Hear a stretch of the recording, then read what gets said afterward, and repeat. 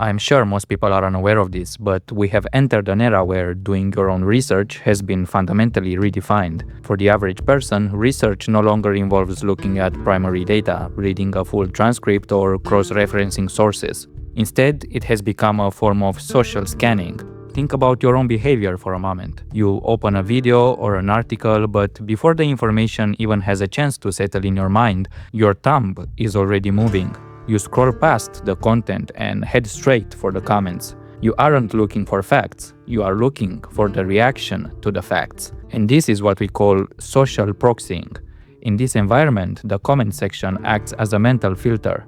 If the top-rated comments are mocking the content, you view the information through a lens of skepticism. If they are praised, you relax your guard. The danger is that we have outsourced our critical thinking to a crowd that we assume is human, organic, and representative of the truth. But in a world of advanced automation, that assumption is a liability.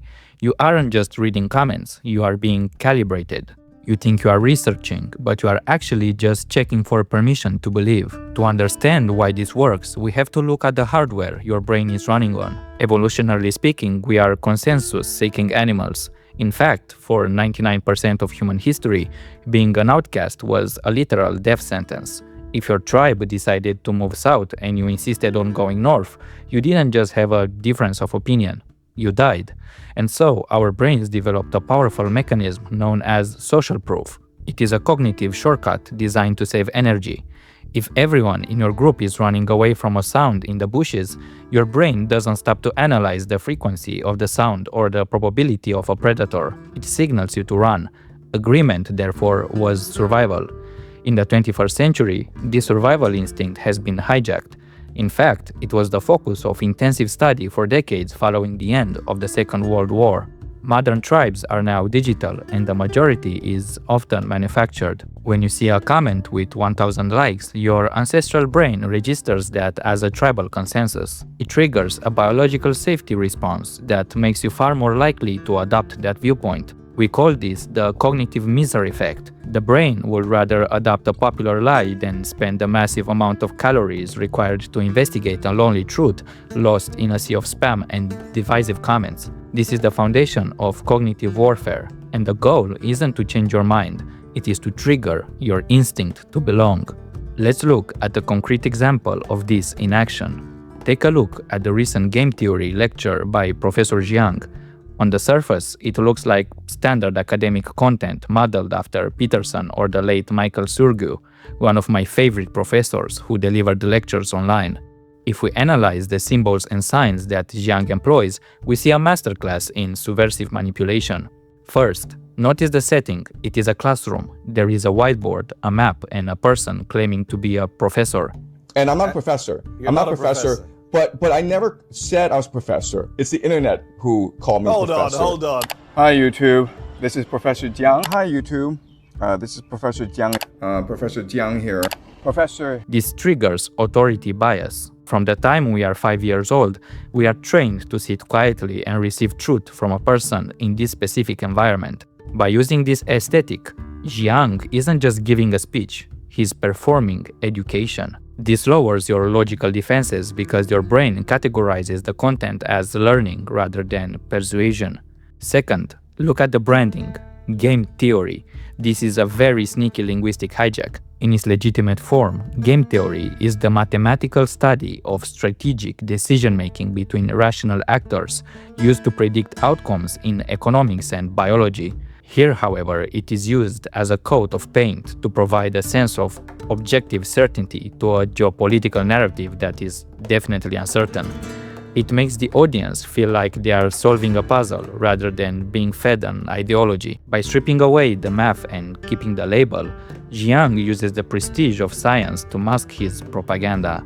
When you combine this academic authority with buzzwords and a potentially botted comment section to provide social proof, the result is a closed-loop system of manipulation. You are being taught a worldview in a room where everyone else, real or not, already seems to agree. You never know if the students are real. You never know their names. In fact, you never even ask yourself why a high school student will attempt to take daily classes on such speculative topics that are more likely to dumb you down than make you think objectively. If this is the elite vanguard of the Chinese education system, I guess the West is safe. Unfortunately, it is not, and if you think China, with its tightly knit system of control, does not have a say in Jiang's content, you are a fool. A Beijing-based influencer speaking fluent English, reaching millions of American viewers, telling them that their system is collapsing, their government is controlled by foreign powers, and their future is bleak. At this point, the political messaging becomes hard to ignore. This is precisely the message Beijing has been pushing so hard, but unsuccessful.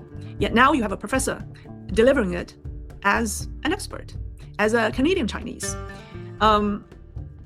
But to those of us who live in, Chinese diasporas living outside China, this raised questions. We ask, how can a Canadian educator be allowed to teach in China while being so outspoken? Because this guy has been on American media a lot. And also, how is he able to operate a YouTube channel on a platform that's banned in China while living under strict internet controls? And ultimately, who is he, really? And that is where the deeper story begins. I understand your first instinct is to be defensive about what I say. After all, you have invested probably tens of hours of your life into his content, but it's never too late to see the truth. You can either accept it now or hate me like the prisoner in Plato's cave for speaking out. Anyway, when we peel back the academic veneer of Professor Jiang's presentation, we find a specific and potent ideological core. In the video description of his lecture, one name stands out: Alexander Dugin. Specifically, his work, Foundations of Geopolitics. To understand why this is significant, you have to understand that this book is not just a theoretical text. You also have to understand why Jiang left it in there. He is signaling to people to read it. Foundations of Geopolitics is a manual for the dismantling of the West, and it is being used in the Russian military for propaganda purposes. Dugin's philosophy, often called Eurasianism, views the world as a terminal struggle between maritime powers like the United States and the UK, and continental powers led by Russia and China. What's interesting is that Dugin is also connected with far-right figures in the West who are also members of occult organizations. For those wondering why Agrippa's Diary is making such apparently off-brand videos, the answer will be obvious soon, for I am currently engaged in independent research on the role of occult organizations in intelligence and geopolitical affairs. Anyway, Dugin's stated objective is the total erosion of American global influence. He advocates for the use of information warfare to provoke instability, separatism, and social conflict within Western nations. This leads us to a profound strategic paradox that is mind-blowing to me personally. Why do we see America First commentators like Tucker and nationalistic figures aligning with or even interviewing an ideologue like Dugin? If you are America First, why would you give a platform to someone who hates America? This is extremely confusing. One potential answer is what we call a red-brown alliance. This is a tactical partnership where domestic dissenters are manipulated into seeing their own national institutions as a greater enemy than a foreign adversary. By amplifying Dugin's narrative, these figures are inadvertently distributing the very blueprint designed to destroy their own country's sovereignty. They have been convinced that by tearing down the system, they are saving the nation, failing to realize that the New World Order replacing it was never designed with their freedom in mind. And let me repeat that. They have been convinced that by tearing down the system, they are saving the nation, failing to realize that the New World Order replacing it was never designed with their freedom in mind. The ideology provides the what, but the comment section provides the how. This is where we see the transition from traditional propaganda to modern astroturfing. Astroturfing is the practice of masking the sponsors of a message to make it appear as though it originates from a grassroots, organic movement. In the digital age, this is achieved through massive AI-driven bot networks. This is precisely what happened in the Romanian political campaign, where Călin Georgescu almost won the presidency using extensive AI-driven bot networks on a platform like TikTok. The goal is to trigger a psychological phenomenon known as the spiral of silence. This theory, developed by Elisabeth Noel Newman, suggests that individuals are less likely to voice their opinions if they perceive themselves to be the minority.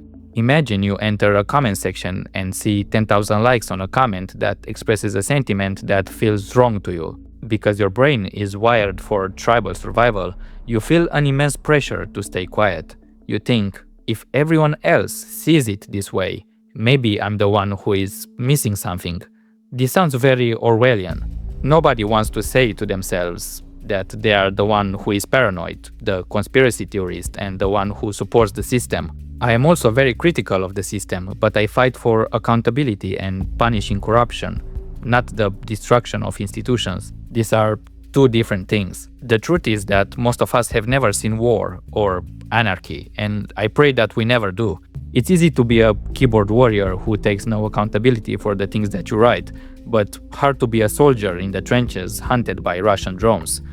Anyway, the bots don't need to win an argument. They just need to occupy the space so completely that the real human majority becomes too intimidated to speak, and those who speak become invisible. This creates a false consensus that moves the needle of the public opinion without a single real human ever having to change their mind.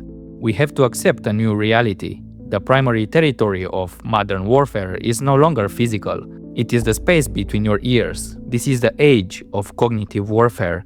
It is a conflict where the objective is clear: to degrade your ability to process reality, to make you doubt your own senses, and to replace your critical thinking with a manufactured tribal identity.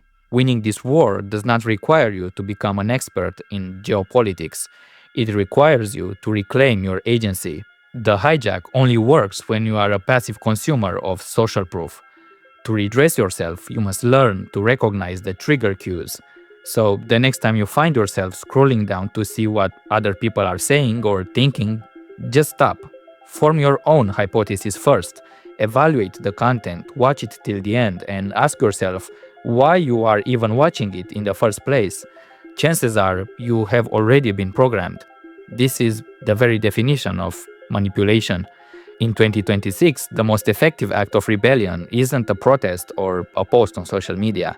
It is the simple, quiet act of looking at a map, looking at a fact, and deciding for yourself what it means before the algorithm tells you how to feel. The tribe you see in the comments is often a ghost in the machine. Do not let ghosts dictate your reality. Learn how to think, not what to think. Thank you for watching, and if you wish to support my work, make sure to like and hype the video, subscribe to the channel, and check out the links in the video description. It really makes a difference because Agrippa's Diary, unlike other platforms, is completely independent and run by a single person and has no agenda except seeking the truth and the well-being of mankind.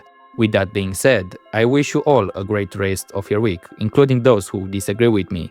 And I will see you on Sunday for the release of my first podcast episode with Philip Holm from Let's Talk Religion. I will see you in the comment section. Hand to pen.